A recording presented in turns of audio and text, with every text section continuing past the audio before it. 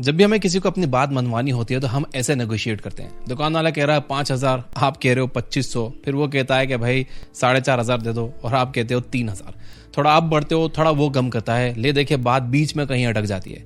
फिर आप उठ के चले जाते हो इस उम्मीद में कि वो वापस बुला लेगा, पर वो बुलाता ही नहीं है। लेकिन क्या आप जानते हो कि ये नेगोशिएशन का सबसे बेकार तरीका है। विलियम यूरी और Roger Fisher, Harvard negotiation project के फाउंडर्स, इन दोनों ने साथ मिलकर एक लेजेंडरी बुक लिखी, गेटिंग टू यस। मैंने रिसेंटली ये बुक पढ़ी और जो चीजें मैंने सीखी, भाई सच में मेरा तो दिमाग हिल गया। इस किताब से मैं 4 बातें तुम्हें ऐसी बताऊंगा जो तुमने सीख ली तो तुम नेगोशिएशन के मास्टर बन जाओगे, चाहे वो सैलरी हाइक के लिए करनी हो या फिर कोई जमीन की डील करनी हो। तो चलिए शुरू करते हैं। देखो, नेगोशिएशन का मतलब ये नहीं है कि बात को 50-50 में डिवाइड कर दिया जाए या फिर सिर्फ अपनी बात पर अड़ जाया जाए कि भाई या तो मेरी मान या रहने दे। नेगोशिएशन में कोई विनर या लूजर नहीं होता। नेगोशिएशन क्या होती है, मैं आपको कुछ एग्जांपल्स देता हूँ। पहला एग्जांपल, 2 आदमी लाइब्रेरी में एक खिड़की के पास बैठे झगड़ा कर रहे होते हैं। एक बोलता है कि विंडो खोलो, फ्रेश एयर चाहिए। दूसरा बोलता है कि नहीं, बंद रखो, हवा से पेपर्स उड़ रहे हैं। अब क्या करें, उस खिड़की का एक फ्लैप खोल कर एक बंद कर दें या फिर पूरा खोल दें या पूरा बंद कर दें। इन दोनों की बहस सुनते हुए लाइब्रेरियन आता है, दोनों की बात सुनता है, फिर जाके दूसरी वाली खिड़की खोल देता है। फ्रेश एयर भी आ गई, पेपर भी नहीं उड़े, दोनों खुश। ये होता है नेगोशिएशन, स्मार्ट सॉल्यूशन जो दोनों को सेटिस्फाई करे। एक और एग्जांपल लो, 2 लोग केक शेयर करना चाहते हैं पर हर तरह से काट रहे हो। दोनों बोलेंगे कि भाई मेरा पीस छोटा है, सामने वाला का बड़ा है। अब इसका क्या सॉल्यूशन है? दोनों में से एक को बोलो केक काटने के लिए और दूसरे को बोलो पहला पीस पिक करने के लिए। जो कट करेगा उसे पता होगा कि अगर उसने छोटा बड़ा पीस काट दिया तो सामने वाला बड़ा पीस ही उठा लेगा। इसलिए वो बहुत ही केयरफुली केक को बराबर हिस्से में ही काटेगा, क्योंकि अगर गलती करी तो छोटा पीस उसे मिलेगा। अगेन स्मार्ट सॉल्यूशन, यानी कि सांप भी मर गया और लाठी भी नहीं टूटी। अब एक लास्ट एग्जांपल, 2 बच्चे एक ऑरेंज के लिए लड़ रहे हैं। उनका बाप आता है, सीधा 50-50 काट के आधा एक को देता है और आधा दूसरे को। एक बच्चा फ्रूट खा के छिलका फेंक देता है, दूसरा छिलका निकालकर उसे केक बनाने में लगाता है और अंदर का फ्रूट फेंक देता है। अब ये एक स्मार्ट तरीका नहीं हुआ। यानी नेगोशिएशन का असली मतलब दोनों पार्टी को 50-50 देना भी सही नहीं है। नेगोशिएशन का असली मतलब है राइट क्वेश्चन पूछना, सामने वाले के असली नीड्स को समझना और फिर दोनों के लिए बेस्ट सॉल्यूशन निकालना। अब ये सब कहानियों में तो ठीक है, पर जब रियल लाइफ सिचुएशन की बात आती है, आपके बॉस हो, लैंडलॉर्ड हो, फैमिली हो, गर्लफ्रेंड हो, किसी जॉब इंटरव्यू में गए हो या अपनी नई कार खरीदने, कैसे आप वो पा सकते हो जो आप चाहते हो? सामने वाले के मुंह से आपकी बात से एग्री कैसे करवाना है, उससे यस कैसे निकलवाना है? मैं आपको इस बुक से उसका एक 4 स्टेप फ्रेमवर्क दूंगा, जिसके बाद आपको जो चाहिए वो मिलेगा। Step number 1, focus on interest not positions. अब तक आपने 3 एग्जांपल्स में से एक पैटर्न नोटिस किया होगा, पर शायद आपने कंसाइसली पकड़ा नहीं है।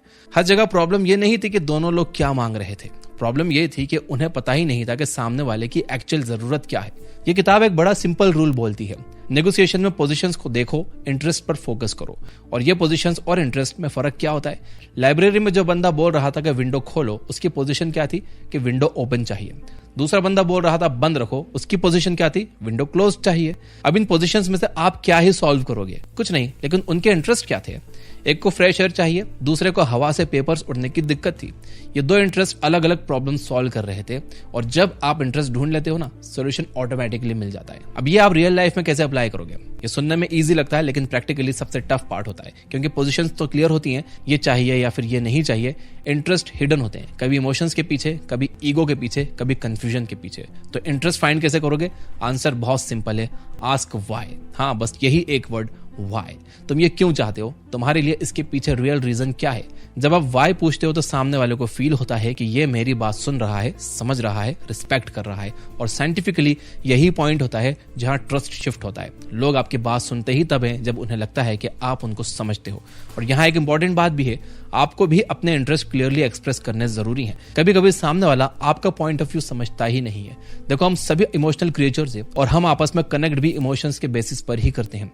अपना व्हाई बताने से आप खुद को छोटा नहीं दिखा रहे हो, आप नेगोशिएशन में पीछे नहीं हट रहे हो, बल्कि एक स्टेप और आगे जा रहे हो। इसलिए अगर आप अपने बॉस को सीधा ये कहो कि छुट्टी चाहिए, तो उसका सबसे पहला सवाल होता है क्यों चाहिए, ताकि वो ये जज कर पाए कि आपका जो रीजन है वो वर्थ इट है या नहीं। तो नेगोशिएशन को कभी भी 1 वर्सेस 1 फाइट की तरह मत देखो, बल्कि इसे ऐसे देखो जैसे आप दोनों एक ही कार में ड्राइव करके एक ही मंजिल पे जाना चाह रहे हो और दोनों में बस ये बहस चल रही है कि रास्ता कौन सा बेस्ट है। अब आप सोचोगे ठीक है, इंटरेस्ट फाइंड करना सीख लिया, पर जब दोनों के इंटरेस्ट क्लैश कर जाएं, एक को प्राइस हाई चाहिए, दूसरे को लो चाहिए, तब फेयर कैसे डिसाइड करें? बस इस सवाल का जवाब ही है step number 2, use fair standards. कभी कभी दोनों साइड्स के इंटरेस्ट क्लियर होने के बाद भी कॉन्फ्लिक्ट खत्म नहीं होता। आपको कम रेंट देना है, लैंडलॉर्ड को ज्यादा रेंट चाहिए। आप हाई सैलरी चाहते हो, बॉस बोलता है कि बजट टाइट है। आपको लो प्राइस चाहिए, सेलर बोलता है कि भैया इतने की तो खरीद भी नहीं है। अब यहां पर अगर आप बैक एंड फोर्थ आर्ग्यूमेंट में गए ना, तो नेगोशिएशन वही 1 वर्सेस 1 फाइटिंग गेम की तरह बन जाता है। एक पंच आप मारते हो, दूसरा पंच सामने वाला मारता है। अब इससे बचने के लिए एक काम करो, पर्सनल ओपिनियंस को साइड में रख के ऑब्जेक्टिव और फेयर स्टैंडर्ड का यूज करो। मतलब क्या है, आप और सामने वाला दोनों मिलकर डिसाइड करो कि फाइनल डिसीजन आपकी मर्जी से नहीं, फेयर रूल से होगा। जैसे केक वाला एग्जांपल याद करो, दो लोग केक को फेयर तरह से शेयर नहीं कर पा रहे थे। चाहे कैसा भी काट लिया जाए, दोनों को लगता था कि सामने वाले का पीस बड़ा है। लेकिन जब एक ने केक कट किया और दूसरे को पीस चूज करने का ऑप्शन दिया गया, तो सॉल्यूशन ऑटोमेटिकली फेयर बन गया, क्योंकि ये सिस्टम फेयर स्टैंडर्ड पे बेस्ड था, ना कि ईगो, ना गेसवर्क, बस फेयरनेस। मान लो कि आप घर बना रहे हो और कॉन्ट्रैक्ट में लिखा ही नहीं कि फाउंडेशन कितनी डीप होनी चाहिए। कॉन्ट्रैक्टर बोलता है कि 2 फीट सही है, आप बोलते हो कि नहीं, स्टैंडर्ड तो 5 फीट है। अब आप यहाँ दोनों जितना आर्ग्यू करोगे उतनी टेंशन बढ़ेगी। पर अगर आप सिंपली बोलो कि देखो भाई साहब, मैं गलत भी हो सकता हूँ, आप भी गलत हो सकते हो, चलिए एक काम करते हैं, क्या सरकारी गाइडलाइंस में इस तरह की मिट्टी के लिए कोई स्टैंडर्ड मेंशन है? अर्थक्वेक रिस्क के हिसाब से सेफ डेप्थ क्या होती है, चलिए एक बार चेक कर लेते हैं। इससे क्या होता है, इंस्टेंटली ईगो फाइट खत्म, कन्वर्सेशन मी वर्सेस यू से शिफ्ट होकर मी प्लस यू वर्सेस प्रॉब्लम बन जाता है। यही नेगोशिएशन का आर्ट है। पर ये फेयर स्टैंडर्ड्स आखिर होते क्या हैं?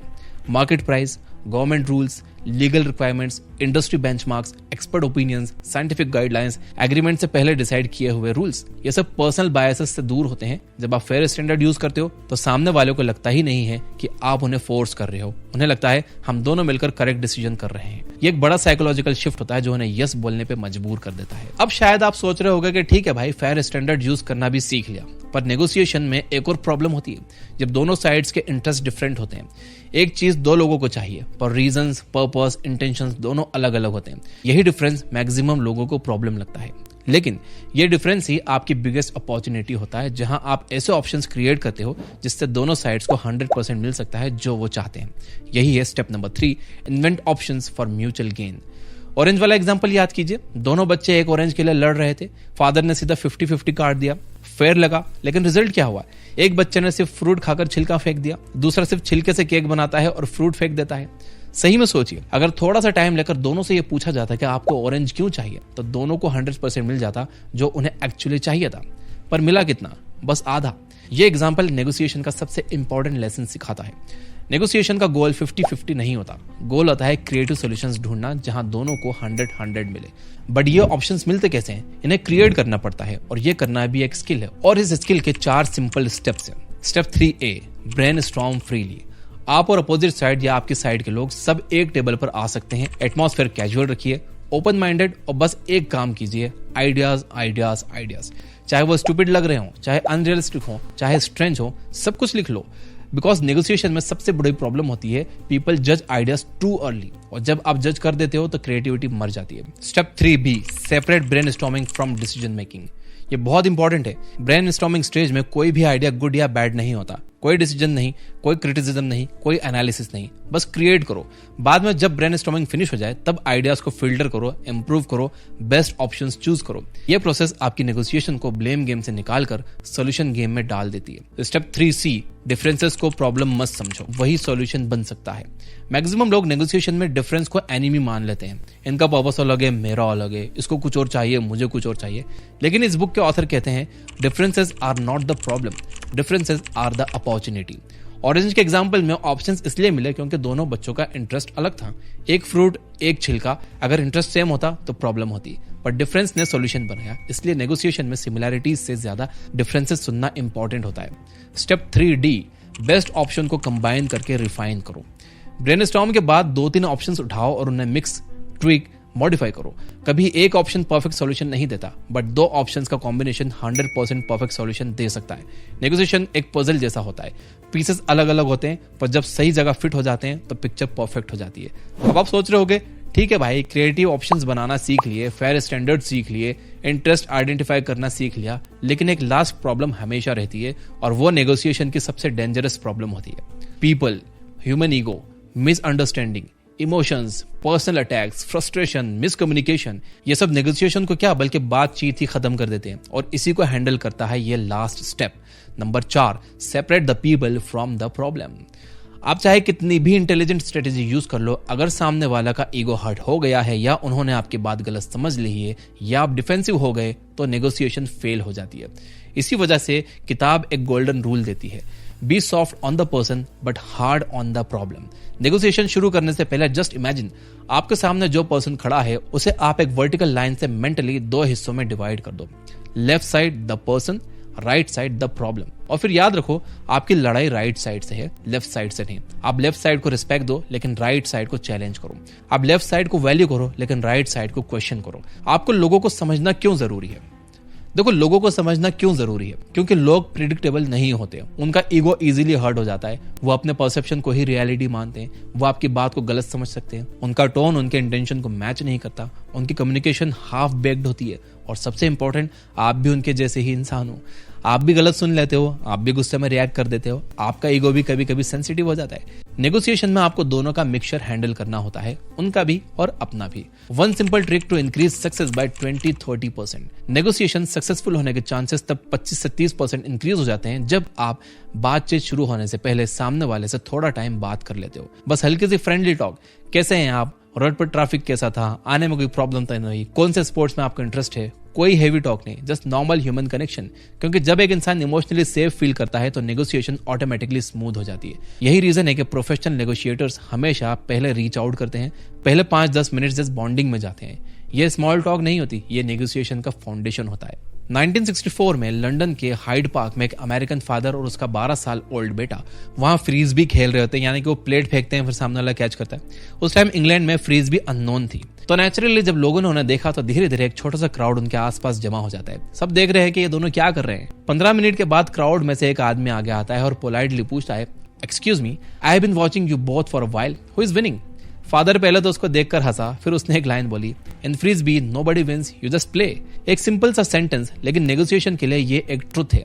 अगर आप नेगोशिएशन में विनर लूजर का गेम सोच रहे हो, अगर आपका फोकस मैं जीतूं वो हारे पर है, तो आप नेगोशिएशन का मीनिंग समझ ही नहीं रहे। नेगोशिएशन का गोल होता है working together, finding wise solution, understanding interest, saving the relationship, creating outcomes जिससे दोनों सेटिस्फाई हो सके।